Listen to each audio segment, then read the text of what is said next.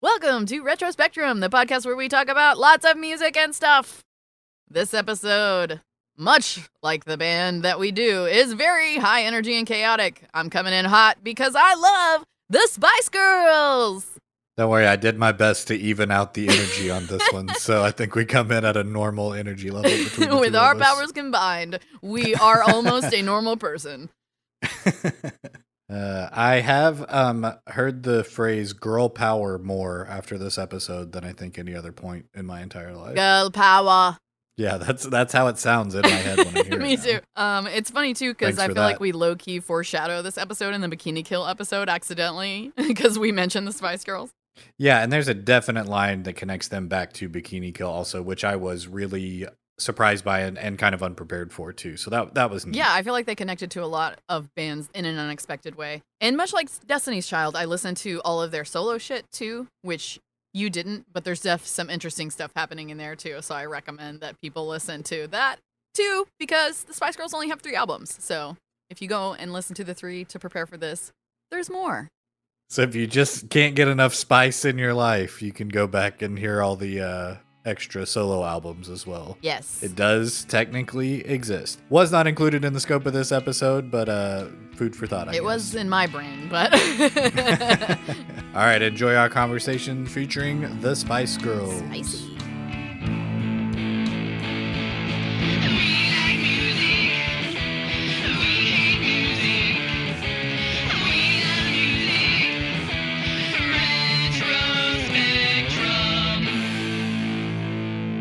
I'm so fucking excited, dude. I did not expect to choose this band at all, not even a little bit. This was a surprise to me that I chose this. Like, Lucky me. I agree. And lucky I don't know if you me. could read the sarcasm in between the lines there. I Lucky do me. feel like the flow of this they're the anti Chumbawamba. After learning all about Chumbawamba and all that stuff, is like, oh, this was the 100% opposite end of the spectrum. I would argue that is not the case because they both did exactly what they wanted to do. I will give you that, but what they wanted to do was the completely complete different. opposite of Yeah. each other. Like, yeah, sure, they Agreed. both went and did things their own way, but what they did was complete opposites of each other. Yes, like maybe the Spice Girls' goal was slightly more shallow. Like the song that they used for the Pepsi commercial is on one of their albums. Like it also just became one of their songs. They had a lot of business synergy happening. But that was their goal. Their goal was to become rich and famous, basically. Yeah, and they they nailed did the it. fuck out of it. They're literally the most famous girl band of all time. Oh man, they're just in front of a Pepsi logo. They're all wearing Pepsi logo dresses. Oh, yeah, they don't give a fuck. To be fair, Pepsi is delicious. And of the 2 companies, Coke and Pepsi, they're the lesser evil of the evils. And they were also rebranding in the 90s. I watched this. There's a documentary on Netflix about Pepsi held this contest that if you sent in enough, they did the Pepsi points thing. And if you sent in enough Pepsi points, you could buy an F-16 fighter jet as like a What the joke fuck? in their commercials. They're like, if you send us 2 million points or like some insane number, you could even get a fighter jet in their commercial. Well, this guy saw that and Idiot. like figured out how much Pepsi you would have to buy and was buying like pallets of Pepsi and getting all the points and Ridiculous. eventually got enough to buy the fighter jet. And Pepsi was like, bro, JK. you can't buy a fighter jet. And so he took him to court and was like, in your contest, it says you can buy a fighter jet. And there's nowhere, it doesn't say anywhere that this is a joke or that you can't actually buy a fighter jet and all this stuff. So Did he win? yeah, he got some amount of money. He didn't get a fighter jet, but I'm pretty sure they settled with him for some amount of money. But it was that all that to be said. It was the time where Pepsi was like trying to like revamp their image as like Coke is old and we're Pepsi generation and we're cool and all that stuff. And then Girl power. yeah, exactly. They used the Spice Girls, I think, to weasel their way into youth culture a little further. People were trying to use the Spice Girls left and right to make money off of them, and they were aware of that and weren't crazy about it. They wanted, if anything, to make the money for themselves. Right. Yeah. I which is mean, if you're going to profit badass. off of us, so are we. Exactly. And if you're going to profit off us, we can do this without you, actually. We don't even need you. So, Like on the surface level, there is some things that you kind of like roll your eyes at, but then learning a little bit more about it gave me a little bit more context. So I have more of an appreciation. oh, Stop it. yeah. It's not, I'm not fully on board. This is what I like to hear. Here's my okay. Everything that I spent learning about them and like researching them and like them even as people and characters and all that stuff, all of that was so much better than any of their recorded music. Like the I thought music you would think that. is, It's not your style of music, obviously. and it's also I don't think a good example of that style of music in my opinion. I think there can be pop music that I find enjoyable or whatever, and to be fair, they have some great songs. Some of their songs are great, some So great. maybe like a handful, and they don't have that many. I will say one thing. The more you listen to it, the more you will like all of them. We'll never Because know. my origins of the Spice Girls, let's All go right. here. Yes. All right. All right. Yes. Take us back to the beginning. When I was a teen and the Spice Girls were popular, I was too cool for that shit. I was a punk rocker. I didn't give a fuck about the Spice Girls. I thought they were stupid and cheesy and wannabe. I was like, what does that even mean? None of this shit makes sense. But Car, my younger sibling, was just young enough to like the Spice Girls. Also, another factor of both of us liking the Spice Girls, I think, is that they're all so hot for little like queer children. They're the epitome of hotness at that time. So Car was really into the Spice Girls. I thought they were cheesy and whatever, made fun of them probably a little bit, but also still kind of secretly liked it because the thing about the Spice Girls is they're so fucking authentic, and that sounds insane as fuck to say about a manufactured insane. band. Yes. But the reason that they worked is because of how authentic they were. And the people who manufactured them didn't create the personas first and try to put a person to fill it. They just chose people and then worked off what they already naturally were. And so that's why it's so authentic, because it's really them. It's really their personalities and what they like to do and how they like to be. And that's why they're so fucking awesome. But anyway. Yeah, Emma Button loves suckers. That's like her whole thing. No. Okay. So Oh, sorry. I derailed you. My bad. Car was really into also Spice World when it came out. And I was skeptical, but then I watched it and I was like, there's something here. Like Spice World, I think, is what got me a little more intrigued about, wait a minute, who are these chicks? Like, I need to know more, because Spice World is goddamn brilliant. It's comedy genius. It's perfection. Like the era that it came out, it was so ahead of its time too. It's fucking Spice World walked so Josie and the Pussycats could run. I think I'll make an even bigger argument than that. I don't think Austin Powers would exist if Spice World hadn't been made. Exactly. Exactly. That movie was so fucking ahead of its time and so advanced, and it had so many comedy veterans, like fucking Mark McKinney from Kids in the Hall was in it. Like, it's so fucking good. Elton John's in it. Elvis Costello was in it. That movie is incredible. Standalone. If the Spice Girls weren't even a band and that was just a fake movie like Josie and the Pussycats is, it's a fucking incredible movie. That's what That you wish actually they were. would make way more I'd be way more on board with them if they were just like a Spinal Tap band. I think it's way cooler that they're actually a real band and the movie is actually just authentically them, obviously exaggerated, but it's just so fucking good. It's so good. It's on par with Christopher Guest mockumentaries, like the writers. And I know the Spice Girls had a huge hand in writing it too, and their music too, which is really important key. But anyway, we're trying to talk about my origins. Yes, we'll spend a lot of time talking about Spice World. Sorry. I'm really excited about this episode. You're spiced up. I am. I'm spicy as fuck and I've been spicy as fuck the last 2 weeks. I've been all spice and so, like all spice all the time, 24/7 spice, because they're so fun to listen to. Okay, so anyway, I watched Spice World and that got me more intrigued, and then I started I really dug Spice World, so me and Cara watched it all the time, and literally, I just rewatched it yesterday, and I could quote, like, the majority of the movie to you, and I didn't even remember us watching it that much, but clearly we fucking did because I knew the lines, because I've only watched it, like, twice as an adult, so I shouldn't remember those lines, but they're embedded deeply in my brain. So then I started kind of getting into it, and at first, here is what I feel like could happen to you and to any random person that is skeptical. Because at first I started listening to them a little bit ironically because their personalities were so fun and they were so funny as people.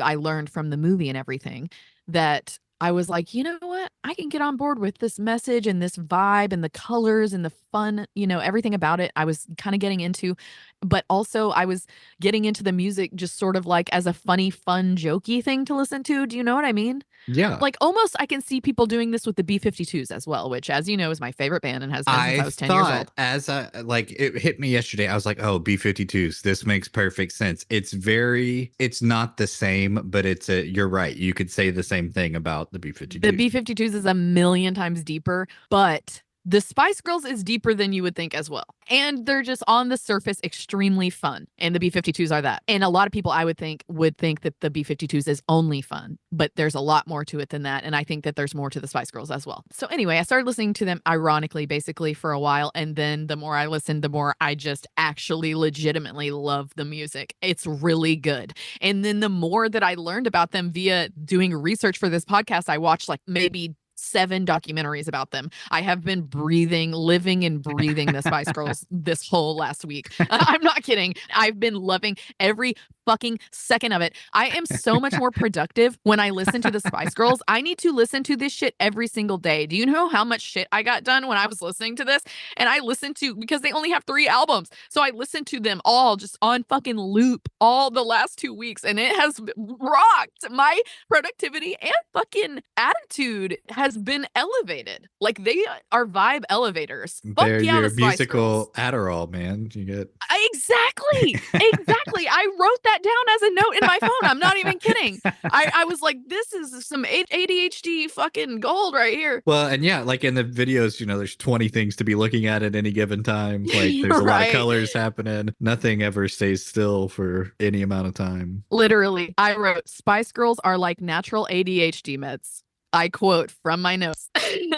Was there like a gap where you didn't listen to them and like Yeah. didn't out of sight, out of mind for the last 20 years or Yeah. whatever until this came Definitely. back up? Every now and then, though, I'm not gonna lie, I listen to the Spice Girls randomly. And when I went on Spotify to their albums, if you have one of their songs on one of your playlists, it'll have like a little check mark next to it. A Mhm. bunch of their songs had check marks next to it. So I have songs of theirs on like a shit ton of my playlists. They're just really good.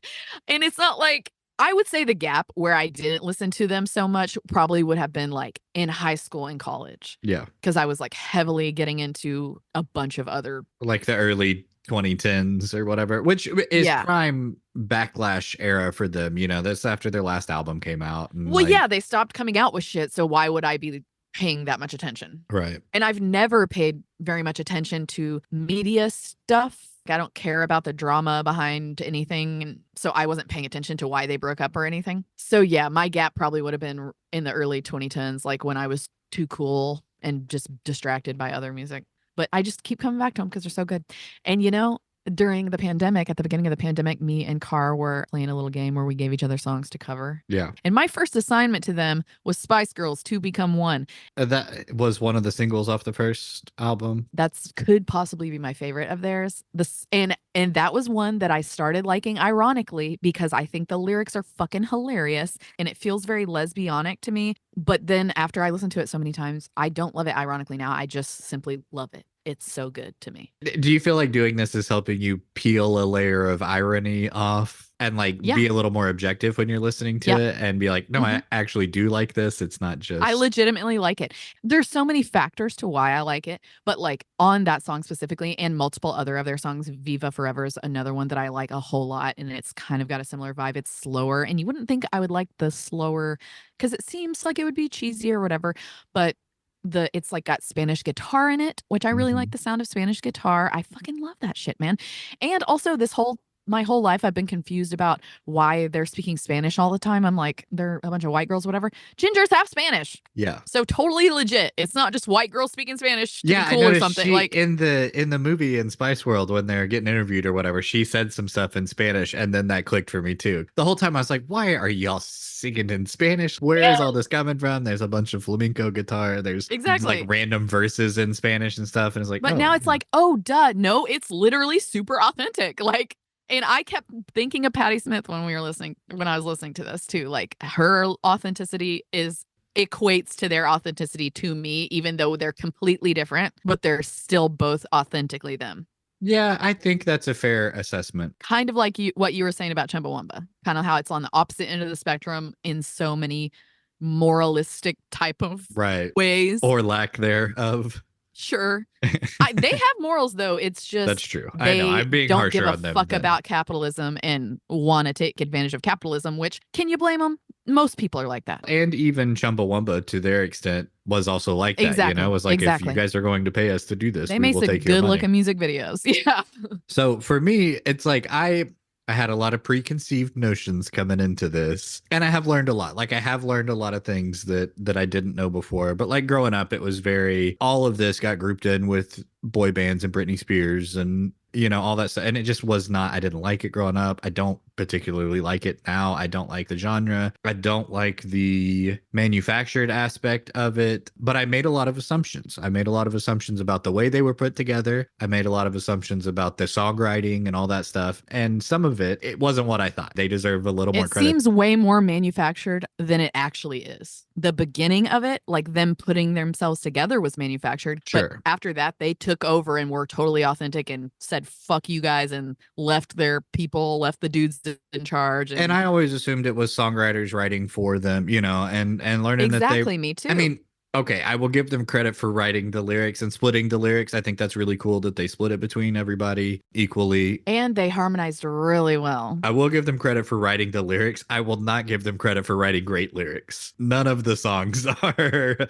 We talked about Patti Smith being like poetry and how so much of the songs are, and even Chumbawamba too, are like dense and have historical references. And it's like, hang on, I gotta Google this guy and figure out what this is in reference to. Spice Or like, Girls had a very simple message. Girl yes. power. Yeah, yeah. And you get it in the first verse of the first song. And I think it's a valid message and all that stuff too. Absolutely. I would argue that it is equal parts message and equal part marketing. But I also like, because I was thinking about this a Sure. lot too, because hear me out here. Bikini Kill starts the right, or like, huge part, influential part of the Riot Girl movement, and really coins the phrase girl power and like makes that a thing. But Bikini Kill, not marketable and not concerned with being marketable either. Like they're not trying to get played on major radio stations and sell out arenas and all that stuff. And so taking that same message and then putting this like Pepsi colored coat of commercialism on top of it, the message gets out to more people. It's that like exactly Chumbawamba sugar They're coated way pill more thing, accessible. So a lot more people heard the Spice Girls say girl power than heard Bikini Kill say girl power. And even if it was done as a marketing gimmick, if the message is what's important, it's still important that the message got out there. Yes. It's a net positive all around. Right. I'm reframing how I think about this. And people who are really smart know that you have to dumb some shit down sometimes if you really want to get a message out to the masses. But that's not just for smart people. That's the ethos of punk rock from the day one. You know what I mean? Is boiling everything down to like a screamable slogan. Just instead of screaming it, they're doing it over Casio keyboards and loops from 1992. Like it is that same idea of you take your message, you strip everything else out of it, and then that's what you put in front of people. If you look at Black Flag lyrics, they're not super intricate. It's again opposite ends of the spectrum, but there are some similarities there that I wouldn't have ever thought about if I hadn't been forced to think about it. And I think possibly the dumbed down version might even have more value simply because of the accessibility factor. Because stuff like Patti Smith, it's so much more dense, and you have to really give a shit to look into that. So the people who are doing that are already on the wavelength. They're already on our side. We need to get the dum-dums that drink a lot of Pepsi and watch MTV on our side, and the Spice Girls are just the type of band to do that because they're so positive. Everything about them was just positivity. All you need is positivity. That's their lyric. Like, and that's their whole vibe and energy and words, and everything about them screams that. And they're just perfection. They're like a goddamn ray of sunshine. I would argue that at some point you need a little more meat on the bone. Like I do think there needs to be a little bit more than just be positive all the time. Get your friends are important. Get along with everybody. Okay, but do you agree that the Spice World movie did have more meat? Still packaged in a very palatable, marketable, consumable for the masses sort of way, but there was definitely a lot more depth to the message about the paparazzi and greed and capitalism, much like Josie and the Pussycats that came after was about the same thing.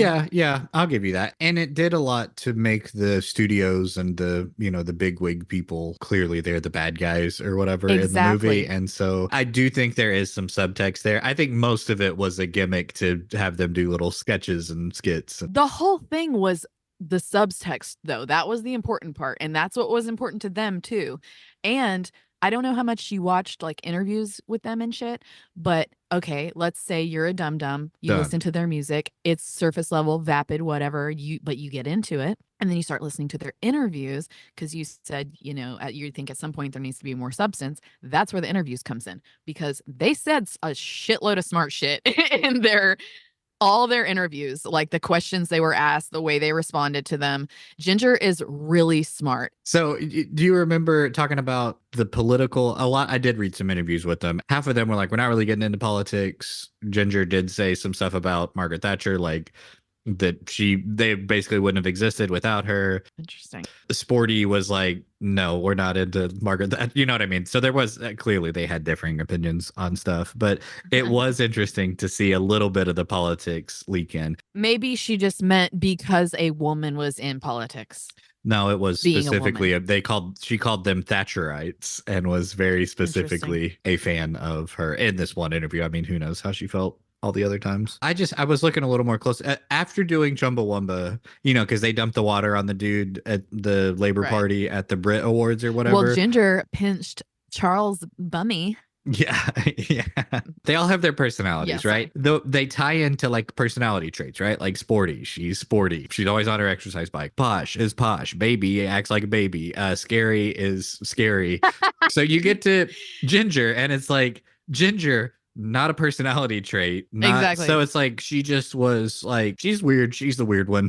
Well, gingers are stereotypically kind of crazy, basically like Scary Spice. She's like the white Scary Spice, which I don't know if you noticed in the movie, but when they were talking about their stereotypes, like when they're on the bus and Sporty's on her bike and she's like, why do people stereotype us all the time? Like looking at herself on the bike like, oh, fuck. In the credits when they're like, I don't want to be on an exercise bike the whole time. It's like... What a reason I brought that up was because when she's talking about them stereotyping themselves or whatever, like Baby looks at her lollipop, Sporty looks at her whatever, but Ginger just looks down at her tits and then covers up her tits. So it's like right, like all of them have a very clear personality thing to go with them, but like Ginger slutty, like red hair equals slutty or something. Well, red hair, has always kind of been a derogatory, like Ginger's a slur, actually, kind of. So well, and this was, I think that South Park episode had a lot to do with the way people talk about. I don't remember that episode, but I might not have been watching South Park anymore at that point. I'm sure if you find someone who has seen it and you tell them you haven't seen it, they will describe the entire thing in great detail to you. So did you read or find out about how they got their spice flavors? They didn't even plan for that. The journalists just started calling them that. And then, and then they were like, no, that and then it actually stuck. That actually works. Pretty spot on. Except for it's a pretty fucking racist that they made the black girl scary. Like, what the fuck is that about? And she just went with it, which is like, whatever. She can be like, it's like, it can be a fun persona to take on. We could have workshopped that one a little bit. So let's talk about their origins. So the beginning of the Spice Girls, they fucking answered a goddamn ad in a newspaper. That's how the Spice Girls came about. The guys who put the ad in a newspaper, a man, a fucking white cis het piece of shit, and his daddy that runs the fucking company. It was literally him and his dad. Is like, Dad, I think we should make a girl group. Let's fucking exploit some young hot women. Yeah, literally.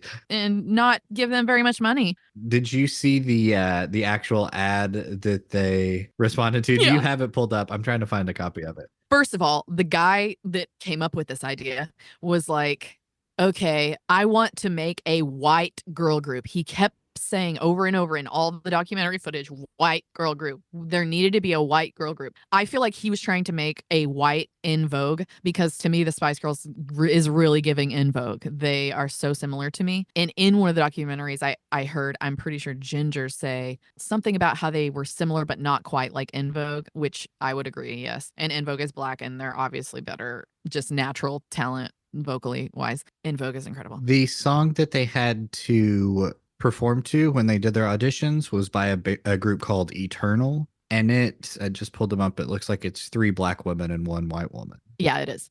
It was a British In Vogue, basically. Funny enough, he kept saying white girl group, white girl group, white girl group. The first fucking person they chose was the black girl, of course. Also, she's the most talented all around, well-rounded, most talented out of all of them. She has the best voice probably, and she's one of the best dancers, and she was one of the only ones that was trained. Her and Mel C, both named Melody, both girls named Melanie, Sporty and Scary, were both like musical theater trained. But anyway, so they pick Mel C because they think her voice is incredible, which she does have a good voice. It has a very distinct sound to it that is not my favorite. I think she has by far the best voice. But it's a very specific sounding voice. Do you know what I mean? I mean, yeah, I guess. I don't know. I kind of think about it. Before I watched the videos of them, I could hardly even tell that it was different people. Oh, really? I can listen to the doesn't- records and not even see them and hear that they're And different. after like, especially after watching the movie and after watching some videos and seeing like, okay, that's this person's voice, that's this person's voice, and being able to differentiate who had what. Anyway, so they picked all the girls except, well, Ginger missed the first audition but kept coming back and pestering them because she was a real go-getter, and they just loved her because she was such a go-getter, which that's so my vibe too. So yeah, she got in, and then they cast someone else, kind of like Destiny's Child, which I was surprised that you were so skeptical at the beginning of this, because to me, the Spice Girls and Destiny's Child are very much in the same vein, very similar. And you chose Destiny's Child, and you seem to like them. Yeah. So I thought, what's the difference? I mean, there is obviously a difference, but it's just a similar vibe to me. Because it's not like Destiny's Child's writing super deep poetry most of the time either. And lyrically, the content, I would say, of Spice Girls is a better message than a lot of what Destiny's Child is saying. Because a lot of their songs are about relationships, and unhealthy ones at that. And the Spice Girls was really, really opposed to focusing on men and relationships and shit like that. They were trying to sing about friendship and women, and that's like their whole thing was feminism from the day one. And that is fucking badass, man. Undeniably. Even if their package of the message is the cheesiest, most surface level version of it, it's still so fucking awesome. Well, the whole thing sounds like it was clearly the guys that were calling them in for an audition had like a plan or whatever, but all the documentation of it, having them live in the same house, like it sounds like something that you would do now and then like live stream all of it or whatever, like a Big Brother type situation. Yes, but this is like the very beginnings of that type of vibe. Because this is like 94. Like this is MTV Real World era. Always having cameras around, just like Alan Cummings in Yes, Nice world. exactly. And there was like so much footage of them just having conversations, which was the coolest part to me. Sure, them rehearsing is cool and everything, like watching them sing and get better and stuff is cool, but just the conversations of them right at the beginning, you can see the little seeds of like what they were gonna do and be. So the guys, they make them live in a house. This is a tactic to get them, you know, close together, and it's almost kind of like a brainwashing type of tactic to make them eat, sleep, and breathe. That's really what it felt like. Them living together, like being a creepy tactic, is so funny to me too, because that was the nail in their goddamn coffin. Having those girls live together made them so tight that it was them against everybody else after that.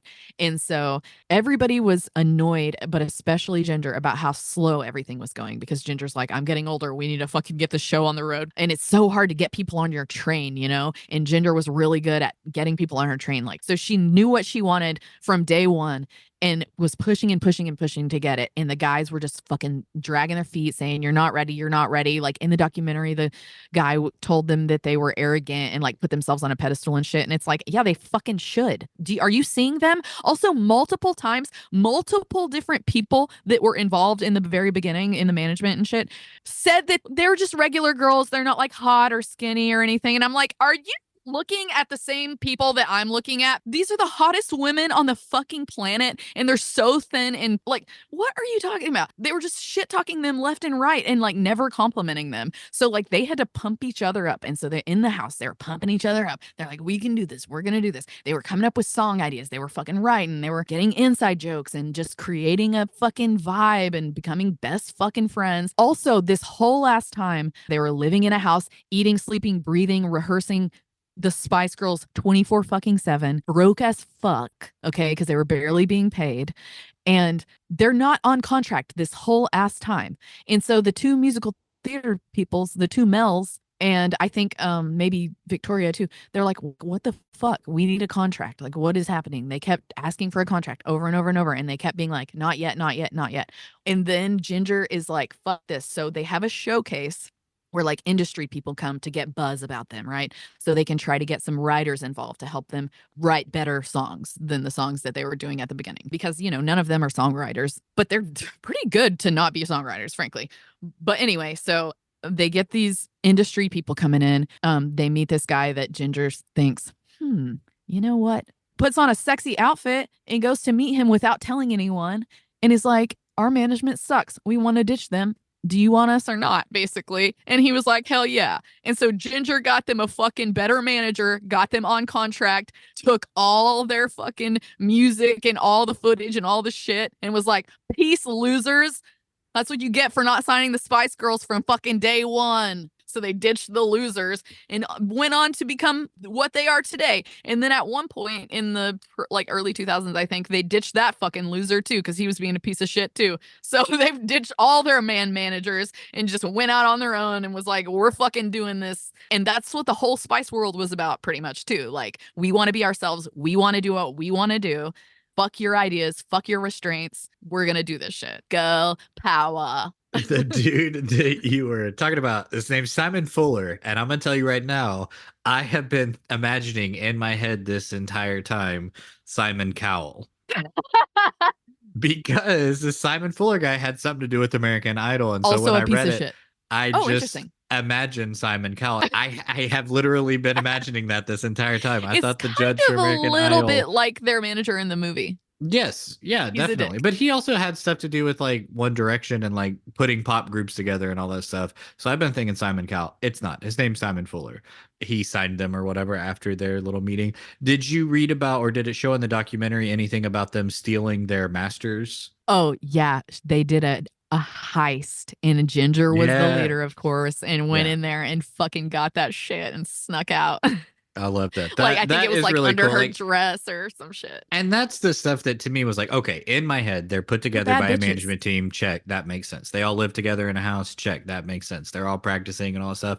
Like learning about how they were basically like starved and emotionally abused, or at least like threatened to be kicked out of the band. That was another reason they didn't put them on contract, because they were psychologically trying to be Right. like, you could be fucking out of here at any moment. Yeah. But there was this band that rotated members out and they wanted the Spice Yeah. Girls, or this band, they were called Touch to begin with, which is so unpleasant. Like I just yeah. ugh. Yeah, that like so they didn't sign a contract so they could threaten to like bring new girls in and replace the old girls and all that stuff, So which they I were thought like, you was know what? Fuck interesting. you. We're Yes, out of here. exactly. We'll do it So it's like, ourselves. yeah, bring in other We girls. don't We're need just your gonna go ass. do our own thing. Ginger came up with calling them Spice. And then when they were doing all the stuff to get signed, all the industry guys were calling them the Spice Girls, like meaning like the girls that are in Spice. And there was a rapper that was also called Spice at the time. And so instead of going Yeah, by they had to Spice, they change it. just swapped it over to Spice Girls. Like all of that, and especially the stealing of the masters and the like leaving their management team and getting their own contracts and all that. It's like that stuff is really cool. That stuff is really So interesting. badass. And that is feminism. And that's, I'm telling you, they lived their message. They were so authentic. The Spice Girls are legit humans. Another thing that I thought was very atrocious was when they were still with their original guys that created it, the dance moves that they had them doing were so fucking disgusting, male gazy, oh my God. They didn't even look good doing them. Like thrusting, that was just so comical, kind of like in the Spice World movie, actually, where I Where bet the this is dudes where come some of this out. came from, where the dudes came out. It was like they were Yeah. doing dance moves, Yeah. making them do dance moves like that. And Yeah. and then once they ditched the dudes and started choreographing their own shit, it was so much better. Can we talk about their dancing? But not like gross Mel Gazy. Are they good dancers? I mean, if we're being honest. No, see, this Okay. is the thing. As long as we're on the same page there. No, yeah.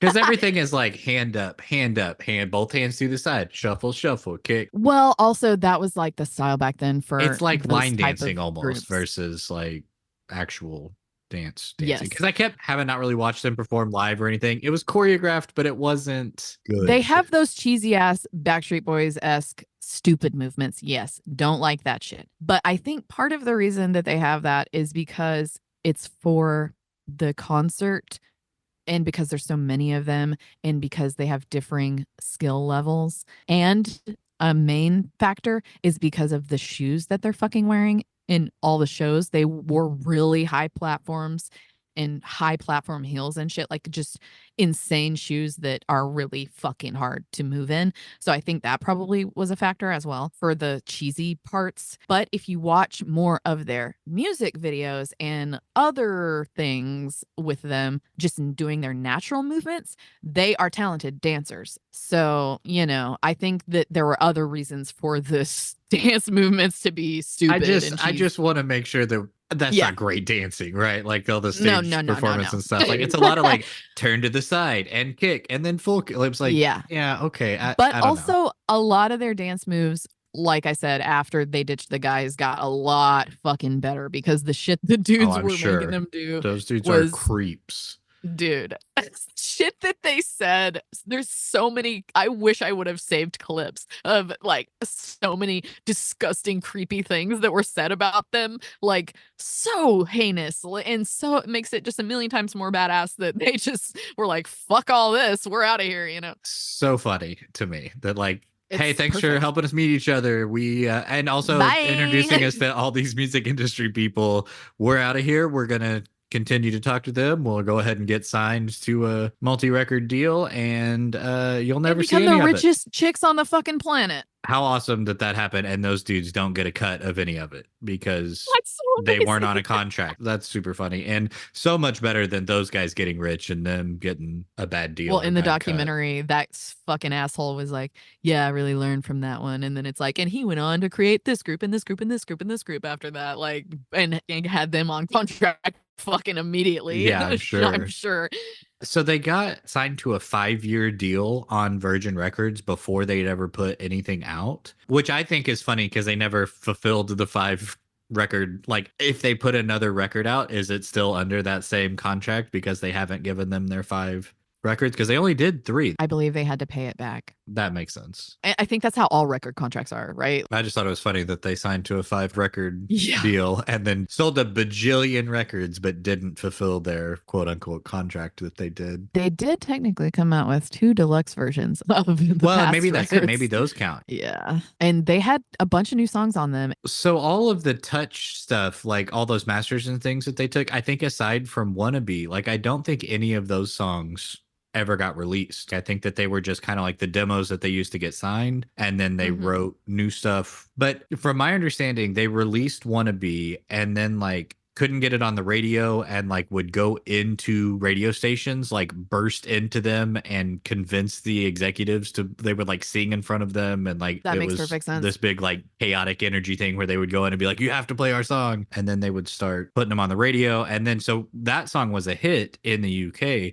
before their first album was released. And so like, as soon as that album got released, they sold like a shitload of copies of it, like millions and millions immediately. This was a hole in my documentaries. All the documentaries I watched didn't mention anything about that. Oh, really? That's Yeah. what, because the single came out before the album did. So by the time the album came out, they were already like in demand. I mean, I knew that was the first song that they wrote, and I knew that they wanted that to be their single and everything, and that the record people didn't want them to have that as their single. And that was another example of them being like, no, we want it to be this song. No, like, fuck you. Yeah, it's going to be this song, and it's going to be great. And guess what? They were correct. The first album, 1, 2, 3, songs 1, 2, and 3 are the first 3 singles. Like, Incredible. It's very commercial pop. You put your 3 songs up front. The rest of the album,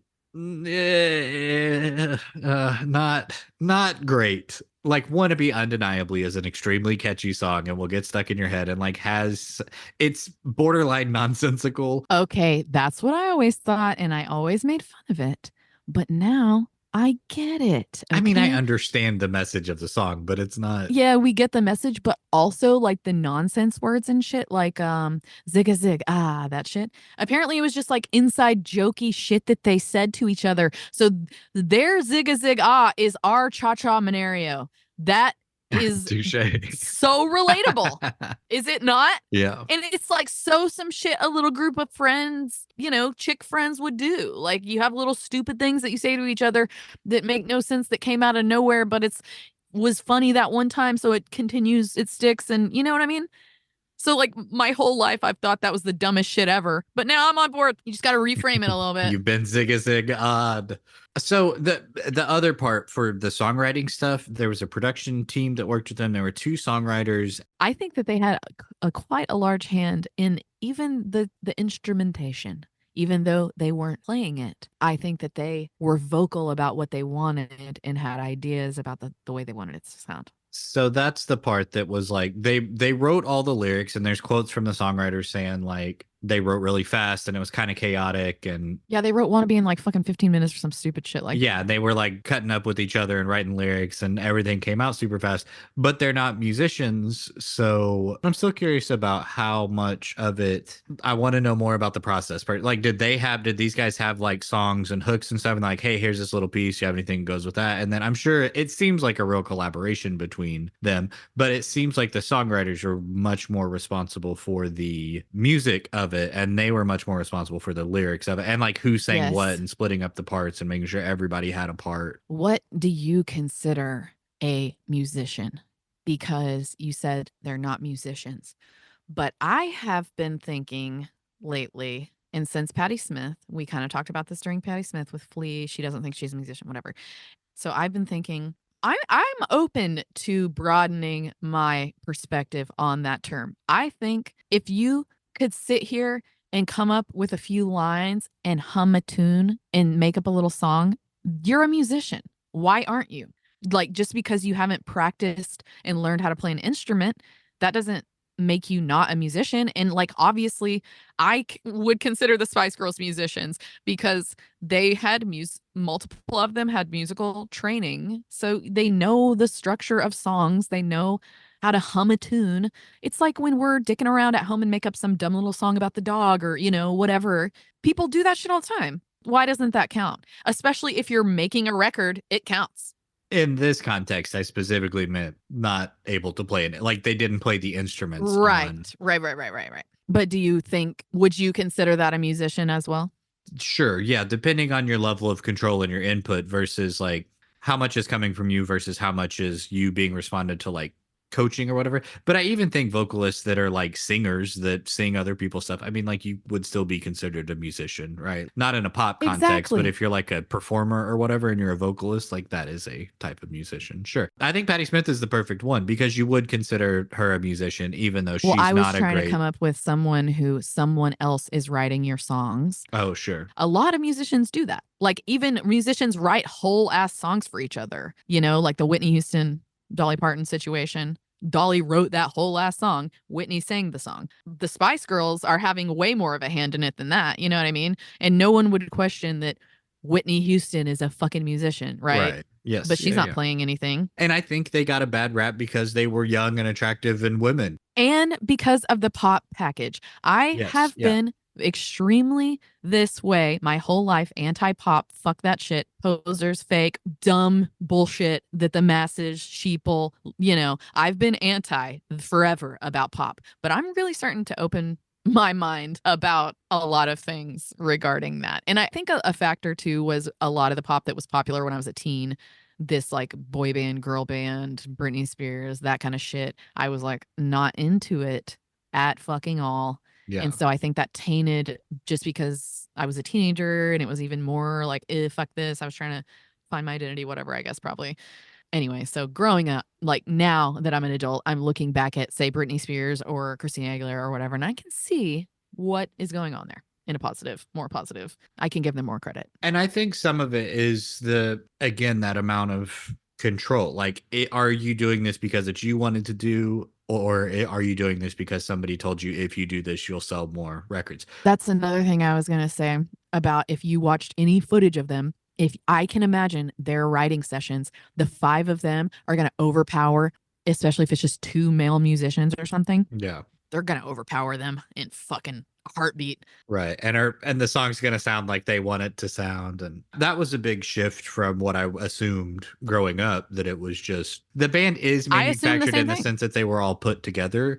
But like after But that's doing where it this, stops. it does seem like they had a lot more input on what the music ended up and what their image ended up coming out like. You know, it seemed like they were really, really, really savvy on like what is going to work and what is going to sell and what people want them to be, and didn't mind playing into that. I think it was what they wanted to do too. It's definitely played up. It's not natural. You know what I mean? Like, Well, and that is also just a natural thing that you do when you're on a stage. Sure. Yeah. Because They Patty's are doing that too. characters. Yes, everybody's doing that's on a stage. Period. Yeah. I'm painfully authentic as a human, and even when I'm on stage, I'm still heightening it. Like I feel like a different person when I'm on stage. I think the nicknames really worked for them in that regard because it did let them be whichever Spice Girl rather than even using their real names, because you know the Spice names before you know their names. You know, even if you're not familiar, you know that one of them is Baby and one of them Sporty. Like that became kind of maybe a barrier. Also, Baby, between... not a good choice, media. What were you fucking doing? Creepy. Like, what is this Lolita ass shit? It's a little weird. Carrie and Baby, not it. And honestly, Ginger, they could have done better. They might as well have called Sporty Dyke Okay, so Spice. here's the deal. You know what there are a lot of? Spices.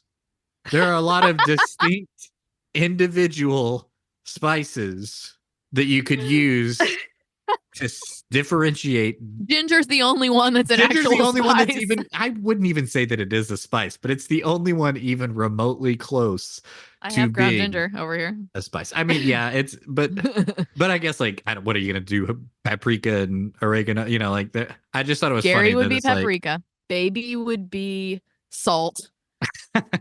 You can't do salt. That one's taken. Sugar spice. Yeah. I thought that was so funny. It was like none of these are spices except kind of ginger, but it's like then they didn't go that way with any of the rest of them.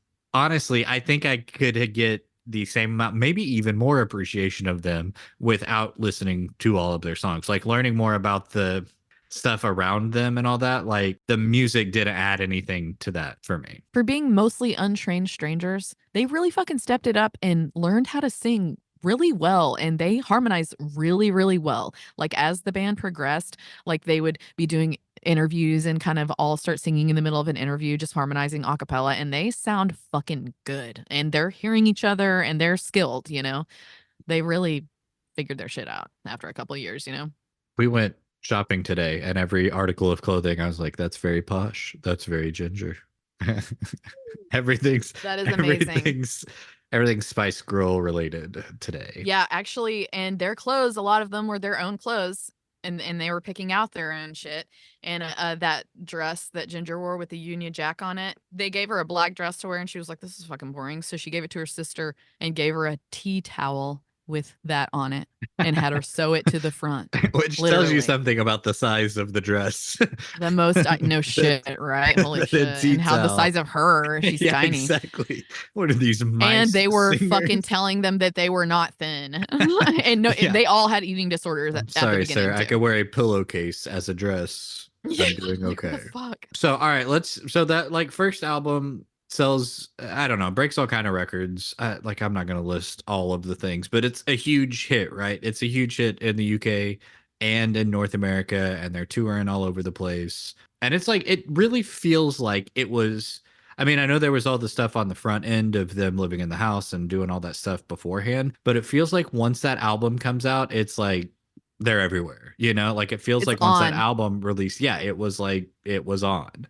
That's what they said in all the documentaries too. They were like, it was like a fucking hold on tight type of scenario. So when the second album comes out, which is Spice World, which they recorded at the same time they were making the movie, and they recorded That's a like lot of work. the songs are in the movie, and they're also writing and recording them while they're making the movie. Like it feels like it had to have been so chaotic to get all of that They done. worked their fucking asses off. Yeah, like a ton of work. I can imagine being 18-hour days every day, you know, where they'd film and then they'd go write. They had like a mobile studio set up at the movie, and they would go write songs after they had been filming all day. And like, I don't know, it's a weird synergy of like the songs helped build the movie, helped write the songs, helped build the movie, like where it was all happening at the same time, which I find really interesting. Amazing. Incredible. As a story. And honestly, okay, so we watched Spice World. I think the songs work better as a soundtrack to the movie and like stitched into the movie and playing over transitions and like in the background of the movie and all that stuff. For me, they work better in that context than they do in the sitting and listening to the album. Yeah, totally. They made themselves the perfect soundtrack. Yes, but it's a better soundtrack I than commented that when I was album. watching the movie. I was like, it's all their songs in the movie except one song, I'm pretty sure. My boy lollipop. When they're on the boat, you know, with the kids. That's like the only song I think in the movie that's not theirs that I noticed. And then Meatloaf plugs his song. I love those girls. I'd do anything for them. But I won't do that.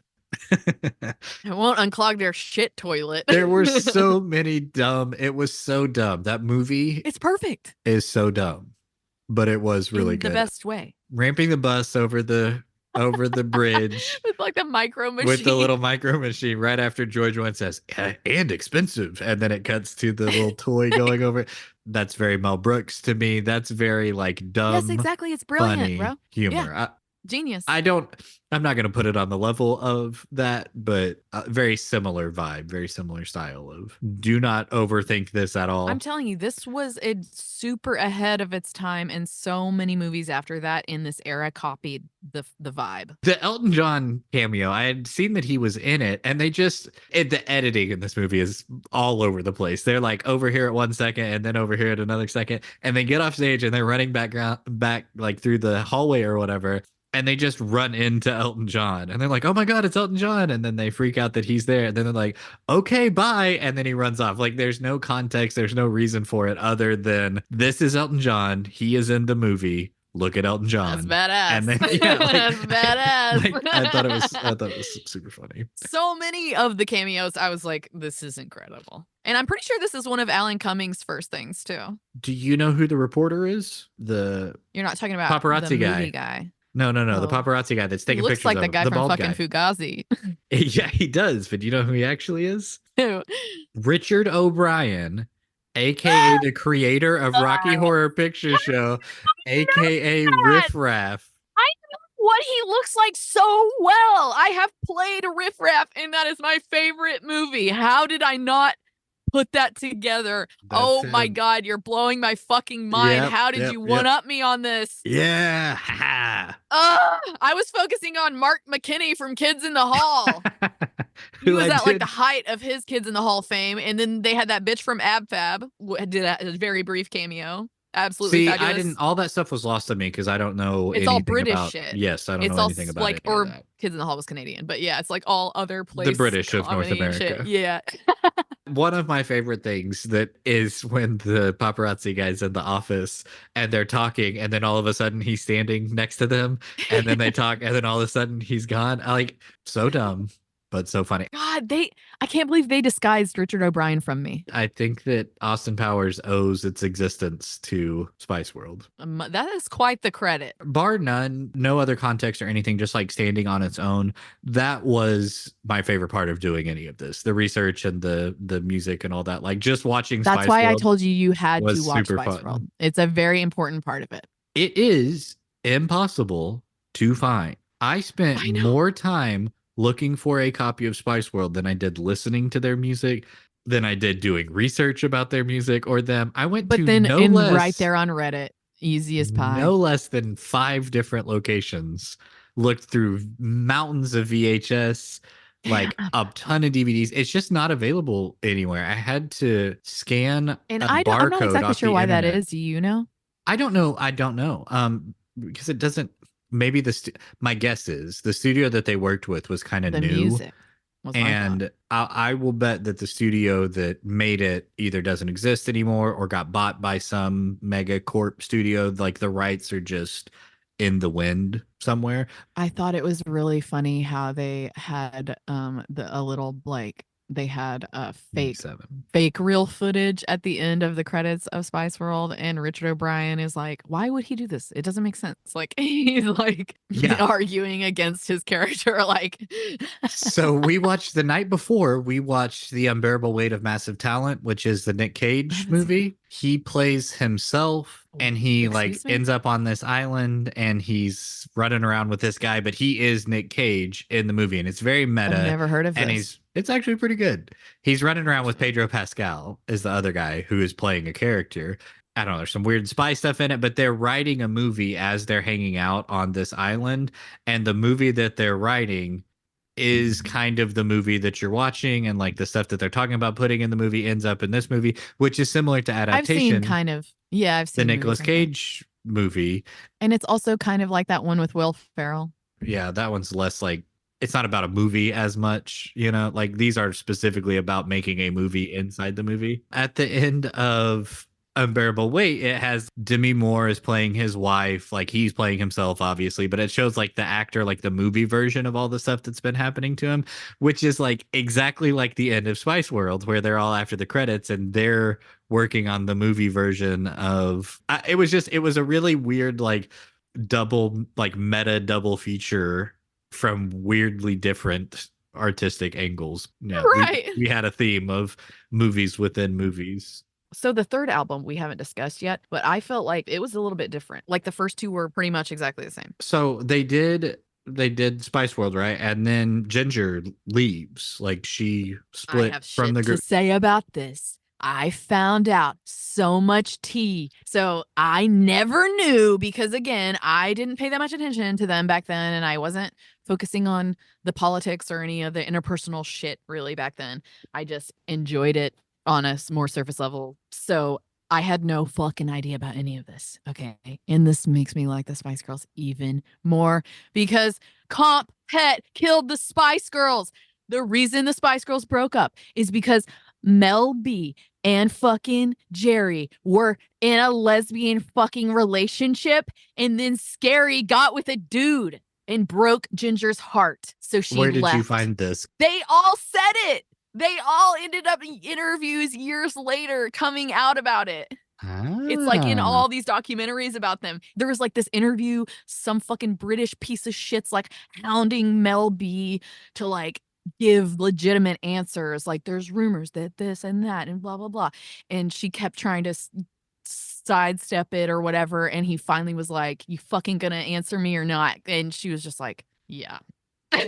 And everyone was like, yeah. But it was like what he was asking her was, well, did you sleep together? And she's like, yeah, we all slept together all the time. And he's like, you know what I mean, bitch. You know what I mean? Like fucking, bro. And she kept being like looking to the side, like looking at Sporty because Sporty was in the audience, being like, should I say, should I say, should I say? And you know what? Sporty's a fucking lesbian too. She just is confused about it. In her interviews about this, is she's said, and I quote, I could be a lesbian, I'm not sure. Shit like that is how she responds to when people ask her if she's a lesbian in interviews. Okay, so to me, you're Sporty Spice. Come on. She just really likes soccer, football. But it's legit confirmed that Mel B and Ginger were in a relationship and Ginger got her heart broken. And Ginger was really upset when Mel B came out in this interview and just straight up said it. Ginger got upset for some goddamn reason because she was married. And like, I guess probably the dude got upset because what she said in her interview was like, it hurt my family that came out or whatever, because the tabloids obviously are going to, start Right. fucking bothering everyone because fucking tabloids are ruthless. And that's another reason why Spice World was so awesome, because it was like their big fuck you to the invasive fuckery. You have made 'cause it me is fucked realize up. I am living a meaningless and empty life. Yeah, that Donald Trump character. Oh my god, and the James Bond guy who's always got a different animal in every Yes, shot. his little when he had the little baby pig, I was like, all right, this I liked the I'm bunny just ears. He like strokes the bunny ear. everything that I saw said that they had beef with each other, or that there was some drama, or they didn't get along, and that they butted heads a lot. They were also the two most outspoken ones. Apparently, Mel B was really bossy to everyone. And Ginger was bossy too, but Ginger was more like upfront about. And Ginger is extremely self aware as a person. In the fucking footage of them when they first started, when she's like 19 years old, she's like, yeah, I want to be famous. And like, I know it's stupid. It's totally to fulfill my ego or whatever.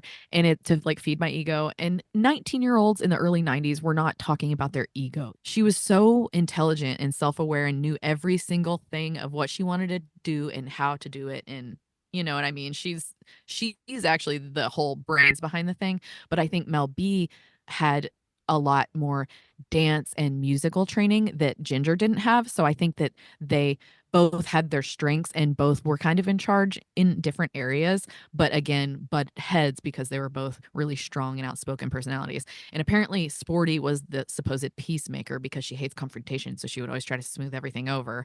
And I think Emma could kind of stand up too, and Posh was just like a over to the side quiet girl. But apparently Mel B was also really kind of mean and bullied Mel C a little bit. And they were roommates and they're both named Melanie, so maybe that's why. But also it kind of makes me question if Mel C, Sporty, if Mel B's being mean to Mel C because she's a closeted lesbian. Maybe there was some other lesbian drama happening there with the three of them. Who knows? Just a thought. Write it in your dream journal. Are you starting a Spice Girls fanfic website? Every lesbian on the planet will tell you Sporty Spice is a lesbian. And I know that it's like not cool to tell people what they are and it's not cool to out people. But at the same time, the queers know, like a queer recognizes a queer. And a lot of the time, people don't know that they are queer. The queer themselves doesn't know a lot of the time and can go like a literal lifetime without knowing. She has said in interviews that she wishes she was a lesbian, which I'm like, if you were straight, I don't think you would wish that. And to me, that kind of says, I wish I was out. You know what I mean? But I don't know. Again, it's all speculation. It's none of my goddamn business, but she reads as gay, obviously. And, that's clear to literally the whole entire planet. So Ginger got upset and was like, literally got off the bus one day after a gig and was like, I'm going to say goodbye now. Yeah. And they were like, that's weird. Why'd she say bye like that? She never does that. And then she just didn't show up till their next That gig. was what I heard too. And it was like, you're just done. And people would attribute it to like nervous breakdown or like anxiety or like exhaustion. I mean, I know that was what she said. And all of that makes sense. I would be exhausted. I was exhausted reading about what the schedule was. I can't imagine actually doing it. And to be like, hey, this is too much. And they all wanted to have their own solo careers and stuff too. And so like, leaving at the peak to go start your own solo thing, not the worst decision in the world. Well, the excuse that they used for the media at the time was that she wanted to do some breast cancer thing, something related to breast cancer alone, and they didn't want her to do it alone. Yeah. And they were like, we don't even recall that. So I think Sporty said she did not recall that happening. And so I think that was just maybe something that happened personally, even between a discussion between her and her fucking girlfriend, Scary. And maybe that was an argument with them that maybe didn't even get to the rest of them or something, who knows, Yeah. because they were the two tightest ones. Also, I think that was just a convenient way to not say, I'm in a lesbian relationship and we broke up and it's dramatic and I'm sad to the media, because you don't want them knowing your fucking gay business, especially at this era in the early 90s or whatever, which it would have been so fucking incredible if they would have come out as queer back then in the band. Like if that would have been a part of it, that would have gotten me on board immediately. You know, like I was already pretty on board because they're all so stunning and cool and, you know, have all these qualities. Would have been nice if they would have come out. That would have been fucking sick to have like lesbian factor. But now they're all reconciled and cool. But while they were unreconciled comes the third album. Okay, I'm going to make a statement here. How do you think I feel about Forever? You like it best. It was my favorite of their albums. Musically, I thought it was the best album. It was the most Destiny's Child. It was the most Destiny's Child. You talked about Destiny's Child. The other music sounds like, to me, it was in vogue. It sounded dated to me always, like from the moment. It sounded like early 90s stuff. It sounded like Whitney Houston, yeah, exactly, and stuff that was like 3 or 4 years old by the time they were doing it. Even it sounded like it had some 90s hip hop like beats and stuff to it. It sounded like Janet Jackson, a lot of that. Do you think some of the trends take a minute to get over there? Personally, I just don't think they were that musically. Yeah, like on top of it. To be completely non-musician at the beginning, basically. Sure. And to create anything is fucking impressive, though. Like just the putting it out, period, is impressive alone for starters, for anyone. But this one sounded, okay, it sounded better produced. Like the other stuff, the listening to it, I don't really like the music on the other ones. It all sounds like it's made with cheap keyboards and, you know, and this one sounded like a lot more actually professionally produced. Well, yeah, much like every band, they progressed. It was a lot more sonically consistent. Dude, those first two albums are all over the place. I agree. Because I was at many points was like, what kind of band is this? They have disco songs, they have reggae songs, they have flamenco stuff. Spanish, they have, and every song was different. They had ballads, they had R&B stuff, they had some hip hop. But also kind of poppy versions of all of that. It just felt like it was not the type of band that they were, was not clear. It might have been all their different influences coming in too, you know, because they're all very different. I think that's what has been, I mean, that's what I have heard people say and that sort of stuff, is they brought in their own influence. To me, it really felt like, oh, well, I don't know. We've got this disco track we didn't use anything with. Let's see if we can do anything with that. So at the beginning, before they released anything in like a bunch of the footage, Ginger was rapping like Blondie style. And I was like, glad they pretty much cut that. There are some. It wasn't horrible, or she was good at it. There are some rap verses. Yeah, there are. Yeah. That's pretty painful. Definitely a lot of talk singing. Do you have a favorite song? Again, I think they did a really good job with the singles. I think Wannabe is the best song as far as like, this is what you're getting. Even with Forever being my favorite quote unquote album out of, or like what I think is the best album out of the three of them, I don't remember any song. Like none of those songs are going to stick with me. There are a lot of other catchier songs on the other albums. So you don't remember the funky water droplet sound on the song Oxygen? Yeah, no, I do. Yeah, freaked me out. Yeah. I was like, well, there's multiple songs that have weird sound effects in the background. Also, it's very Beastie Boys, like no, it's very Chumbawamba sometimes.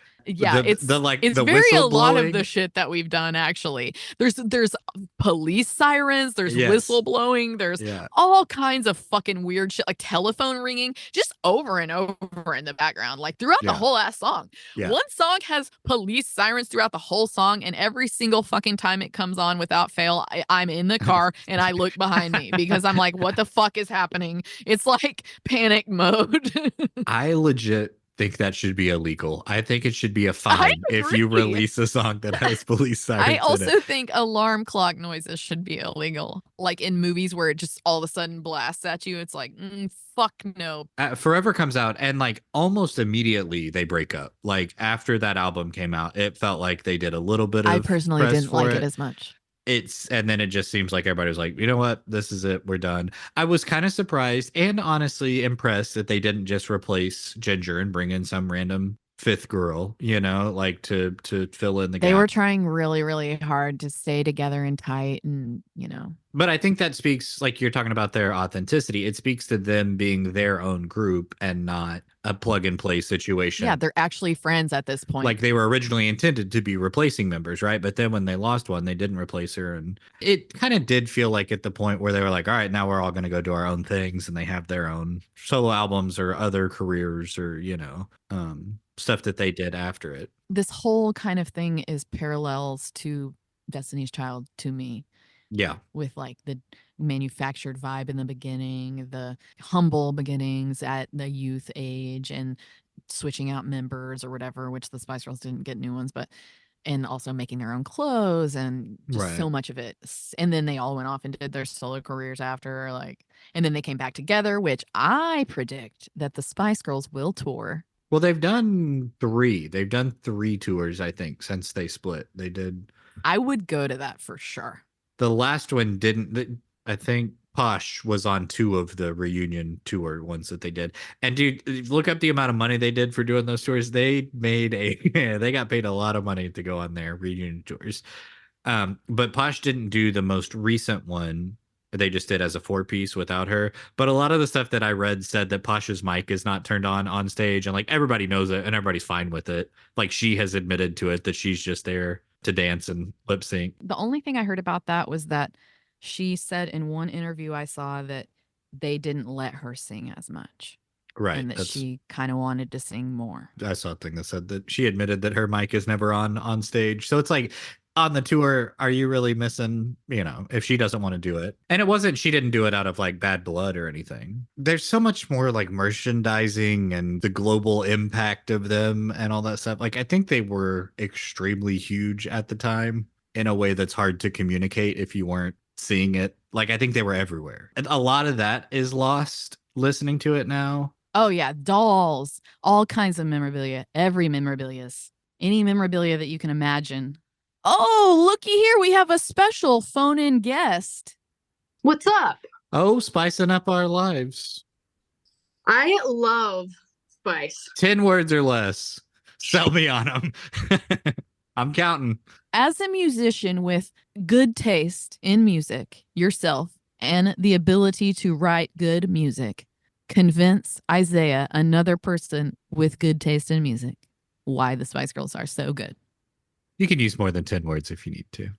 I don't know, man. They're just like this fucking amazing feminist pop band. Did they write their music? I don't know. They wrote their lyrics. They shared songwriting credits equally between all 5 of them. And they're like, so they split it 50-50 with their songwriting partners, and their half they split between the 5 of them equally. So much like all pop musicians, they had help, like writers that were writing shit for them. But it was the same team. It was the same but people. But lyrically, they were writing the lyrics. Yes, they came up with gems like, oh, let me just pick a random song here. Let's see. Last Time Lover, parentheses, lover. Do you think I'm really cool and sexy? And I know you want to get with me. I mean, they wrote that on their own. I'm really cool and sexy. Don't take that away from them. They came up with those words. Okay, I think it's very like easy to listen to because it's so simple and not overly fucking complex. It's just like super simple feminist fucking pop, and they're all so hot. But it's actually like not just like easy to listen to and like fun upbeat music, but like it's, I don't know, it's so fucking catchy. It's like next level pop music because of how fucking catchy it is. And I don't think it was because of, you know, it was when I was younger and it's like a nostalgic thing. Like, I fucking love them, dude. They're so fucking good. Like, why do I love the Spice Girls so fucking much? I love their songs so much. That's the $1 million question. I hope that you would be able to tell us. I think you're right. I think some of the songs are extremely catchy. I think some of the songs are completely throwaway, could never listen to them again and would not even remember. I thought that too at first. The more I listen, the more I want to listen. it doesn't stick with me in any way. And I also don't, I like recognize that I'm not the target demographic and that I don't really like pop music in general. I'm not like, or dance or club or like, you know what I mean? What they're doing is not something generally that I'm into. It's not like I love all these other pop artists and it's like, but not the Spice Girls. It's like, I just don't really like this kind of music. I don't normally like pop music because it's like pleases the masses of morons and it's just so predictable and fucking boring. I think this is unique. I don't know, there's something about it to me that's like so unique, and it's not just I kind of felt that a little bit about Destiny's Child back in the day too. It was just like, I don't know, I was intrigued by like how funky and cool it was. It just seems like way more authentic than everybody else's just mass produced garbage that all sounds the fucking same. Are we the same person? Literally, this is what it boils down to, is they're so fucking authentic and it's undeniable. Like you can see it. It just pours out of them. It's authentic as fuck. And I relate so heavily to that. There was a ton of like groups with, you know, a lot of people in them during that time still, but it didn't sound like shitty shit like fucking Backstreet Boys and shit. I don't know. Maybe it's because they're fucking British. I just like, okay, I don't know. I love like European. legit would be curious. Do you think that there is actually a difference between the quality of Spice Girls like songs and songwriting versus like a Backstreet Boys and NSYNC, or do you think that it's more about the like emotional connection that you have versus not having that same connection with? I honestly just think the music is just so much more fun. Yeah, and that's fair. So maybe, yeah, it is just like a personal thing. The like, messages are different. Like a lot of shit. Yeah. I don't know. It's just so different to me. It just doesn't fit the bill. Like I put them in their own category because they don't sound like anybody else's pop music. I agree. And that's what they were set out to do. They were trying to make something that didn't really exist. They were trying to fill a hole. Crushed it. Would you have more questions for Car? Who's your favorite Spice Girl? God, Oh, I mean, two questions. Who's your favorite? Who do you identify with the most? Because those are different questions. I mean, actually, maybe both. I feel like I identified as a kid with Sporty because I was a huge dyke, but like, I think Jerry just has to be the coolest one. Okay. Yeah, I don't know. It's my favorite. The answer to both questions for me is Jerry. I identify Nice. with her the most, and I like her the most. Yeah, I mean, they're all badass and hot. I thought you would say Posh as one of the options. That would fit the bill for me. That would add up. So are you saying you have a type, a Posh Spice type? Turns out. Yeah. Turns out Victoria. You really are the fucked me Sporty, up. and your girlfriends are the Poshes. That checks out for sure. So, Car, this is important. While I have you here, this is very important. Did you know that the reason the Spice Girls broke up was because Scary and Ginger were dating, and Scary got with a dude and broke Ginger's heart. So Ginger left the band. I knew that they dated, but I didn't know that that's like the breakup. She got with a story or male whatever. backup dancer, and then like He's one of the married him. guys in the purple Speedos from the movie. I literally was about to say the same thing. I was like, I hope it's the assless fucking tuxedo. Yeah, hell yeah, it was. Please. Tell me more about Spice World, Car. Spice World? I love the movie Spice World. It's so fucking ridiculous. It's so stupid, but like in the best way. I do agree with you there. I Like, wish that was Spice all that they World had done and they had never released any albums. Then I'd be on board. Okay, so I was in the Isle of Wight for some random fucking reason. I don't know if you know anything about the Isle of Wight, but why the fuck was I there? White not?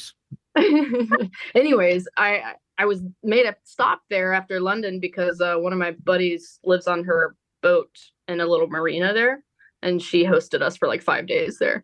But turns out the original Spice bus from the movie is parked at that marina. It didn't explode? It didn't explode. Oh my And god. literally, they've turned it into an Airbnb and rented out there in the Isle of Wight. And fortunately, there was somebody staying there when I was there. So I walked by and I was like, I can't ask. They were walking out and I was like, fuck it. I gotta ask. I was like, hey, can I take a peek on the bus? And they were like, yeah, fuck it. So I got to go on the Spice bus. I got to sit in the fucking front seat where Meatloaf's ass was. Yeah. Isn't that Wow. incredible? That's amazing. And there were clothes upstairs. There was like a fucking Union Jack dress upstairs and shit. It wasn't the original, obviously, but I had no idea that they were from there. If they are, I don't know. And that don't think so. the Spice Bus was there. Spice Bus brought you to it. And my friend who lived on that marina, she didn't even mention that, but we roll up and I'm like, hey, what the fuck is that? You should have led with the Spice Bus. Like, literally. Yeah, no shit. So, yeah, I was like so fucking geeky happy. It was hilarious. That is pretty awesome. Yeah, I got a photo. Of myself in the front seat. Get in, girls. And a whole video of the inside of the Spice Bus. And let me tell you, it is not the size that it is in the Yeah, it movie, which couldn't is be. very Yeah. obvious Yeah, it's like a when they're fucking standing mansion. inside it. Yeah, it's like 3 stories. I live in a bus, funny Yeah. enough. And let me tell you, it's not like that on the inside. This is as close as it's going to get, though. Yeah, where do you keep your exercise bike on your bus? Right. Well, now that I think about it, Spice Bus probably influenced my life and my decor quite a bit, actually. Like, Interesting. oddly enough. Accidents happen. Look, so Sporty was wearing an Isle of Wight t-shirt in one of the interviews I watched. Hilarious. I literally didn't even know what the Isle of Wight was until I was in it. It's right On next it? to the Isle of Wong. Dude, so random. What a strange place. Oh, a couple more fun facts of the Isle of Wight. While I was there, my friend who hosted us, she was like, here's a giant fucking mansion that Ozzy Osbourne used to live in. Bear Grylls is from here. We drove past his mom's house, and Bear Grylls is from there, but Banksy's mom, we drove past Banksy's mom's house and I saw an OG Banksy on the corner. I guess he's from there too. But That's it was like cool. all this random shit in the Isle of Wight. I was like, what is this magical place? Yeah, it's like, here's this really cool thing. Here's this other thing that's you'll never see anywhere else. Amazing. So random. Are you at work right now? Yes, we are at work and I have to get back to work. So Okay. Well, it was good to see you. Thanks for chiming in. I still think their music's not great, but I did enjoy this whole experience. Par, do you have any last statements on how to convince him that the music is great? no.